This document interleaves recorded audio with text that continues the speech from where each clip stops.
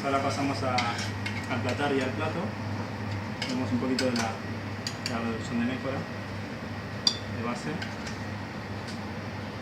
No mucho, porque si no deja de ser una reducción bastante fuerte. Tenemos anguila.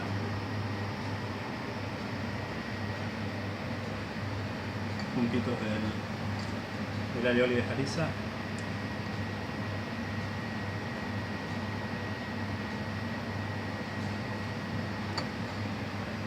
Y tirabeque, que lo ponemos con agua y con hielo, que le aporta un crujiente bastante interesante y ese dulce típico. Alineamos con un poquito de aceite de oliva, los berros también, que queda bastante bien.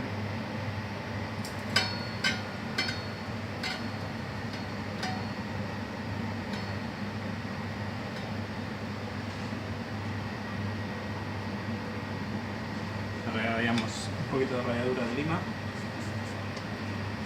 a cortar la grasa, cebollino. Ya con esto tenemos uno de nuestros entrantes de esta semana. Espero que lo disfruten.